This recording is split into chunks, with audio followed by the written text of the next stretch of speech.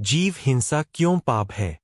एक एक दिन गुरुवाणी सुनने के लिए गांव के लोग बड़ी संख्या में इकट्ठा हुए। दो सभा के बीच एक किसान आया, उसके हाथ में डंडा था। 3 उसने कहा, बाबा, खेत में बैल नहीं मानते, इसलिए मारना पड़ता है। 4 गुरु घासीदास जी शांत स्वर में बोले, बेटा, बेजुबान जीव को मारना सबसे बड़ा पाप है। 5 लोगों ने कारण पूछा, बाबा, क्यों पाप कहा गया है। 6 गुरु जी ने उत्तर दिया, क्योंकि हर जीव में भी वही आत्मा है जो तुम्हारे भीतर है।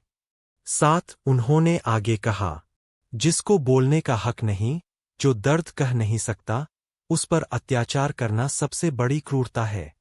8 गुरु जी ने एक गाय के बछड़े को सहलाते हुए कहा, इनके आंसू भी ईश्वर देखता है। 9 सभा में शांति छा गई, सभी ध्यान से सुन रहे थे। 10 गुरुजी बोले, जो जीव तुम्हारी सेवा करते हैं, खेत में मेहनत करते हैं, उन्हें दुख देना कृतघ्नता है। 11 उन्होंने सिखाया, जीव हिंसा मनुष्य के मन को कठोर बना देती है। 12 करुणा मन को उजाला देती है, हिंसा अंधकार बढ़ाती है। 13 गुरु जी ने कहा, प्रकृति का हर प्राणी ईश्वर की रचना है, उसे चोट पहुंचाना ईश्वर को चोट पहुंचाना है।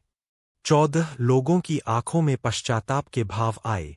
15 किसान ने डंडा नीचे रख दिया और शर्म से बोला, बाबा, अब मैं किसी जीव को नहीं मारूंगा। 16 गुरु जी ने प्यार से कहा, शाबाश, यही सतनाम का असली पालन है। 17 सभा में बैठे युवाओं ने भी संकल्प लिया कि वे करुणा का मार्ग अपनाएंगे। 18 महिलाओं ने बच्चों को जीवदया की सीख देने का प्रण किया।